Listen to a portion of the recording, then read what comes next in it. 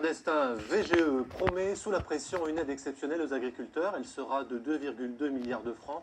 Une aide financée par la fiscalité, ce qu'on va appeler, pour la postérité, l'impôt sécheresse. Cette décision va provoquer la démission du Premier ministre, un certain Jacques Chirac. Bonjour, monsieur le député. Bonjour. Jean-Luc Fugit, on se retrouve au milieu de votre circonscription, au sud du département du Rhône. Est-ce qu'un impôt sécheresse dans la France de 2018, c'est envisageable ? Écoutez, je pense qu'un impôt sécheresse serait pas le bienvenu. Je crois que les Français ont parfois exprimé, juste titre, parfois même, un certain ras-le-bol fiscal. Donc je pense qu'il faut aider nos agriculteurs, les soutenir face à cette sécheresse, mais sûrement d'autres manières. Comment on peut faire ? Les agriculteurs ont interpellé le ministre de l'Agriculture il y a quelques jours. Il demande une aide d'urgence. Qu'est-ce qu'on peut faire ? Alors il y a des mesures qui ont été prises donc, ces dernières semaines et qui vont dans le bon sens. Il y a notamment le dégrèvement de la taxe foncière non bâtie donc, sur les parcelles concernées par la sécheresse. Il y a le report des cotisations sociales qui a été aussi évoqué, et le report donc pour au moins sur l'année prochaine. Et puis il y a aussi les avances de la PAC, qui, donc, notamment les avances directes qui sont de 50% en mi-octobre. Qui viendraient plus tôt en fait. Et qui là maintenant vont être reportées dans ce mi-octobre de 20% supplémentaires, 20 points supplémentaires, donc à 70%. Alors ce sont des aides qui peuvent permettre de faire de la trésorerie pour pouvoir acheter du fourrage supplémentaire. Parce que là, on est au cœur du problème. Et là, ah ben oui, on est au cœur du problème. Ça va se passer à la fin de l'hiver. Voilà. Il y a eu aussi une mesure il y a quelques semaines qui a été autorisée aussi par l'Union européenne à la demande de la France, à savoir que les terres en jachère, on a autorisé à la fois à les faucher ou à les faire pâturer. Ce sont des aides qui ont permis ponctuellement, à court terme, d'aider un certain nombre d'agriculteurs et d'exploitations agricoles, mais évidemment ce n'est pas suffisant, je crois que nous en avons tous conscience. Monsieur le député, il y a quelques semaines, Nicolas Hulot a démissionné du gouvernement. Il a dénoncé cette politique de petits pas en disant qu'il faut faire beaucoup plus. Vous vous rendez bien compte que l'image que renvoie le gouvernement que vous soutenez, c'est une sorte de timidité sur les questions liées à l'écologie et notamment au réchauffement climatique.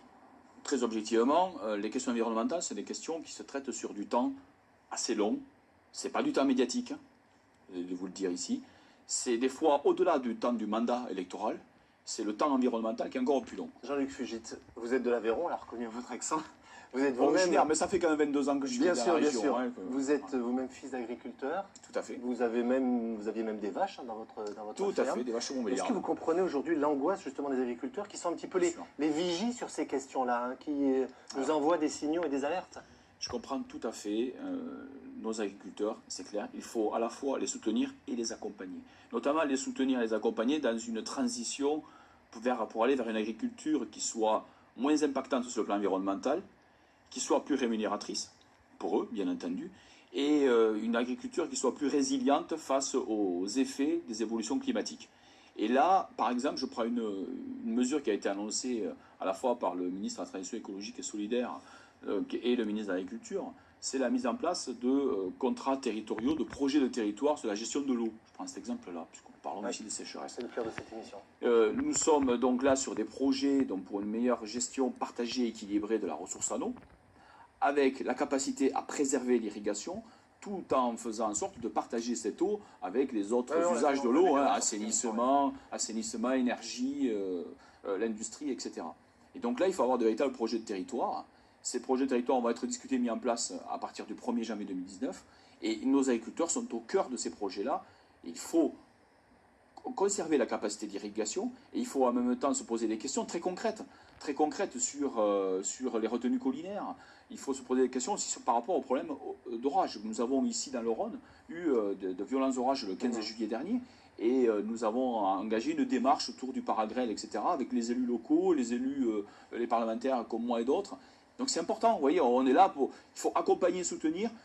Il ne se passe pas rien. Ce qui est clair, c'est que nos agriculteurs, c'est fondamental de les soutenir parce que nos agriculteurs, c'est notre alimentation, d'une part, et d'autre part, c'est eux qui sculptent et qui entretiennent nos paysages. Merci beaucoup. Merci à vous. Monsieur le député, merci infiniment. Alors, dans cette émission...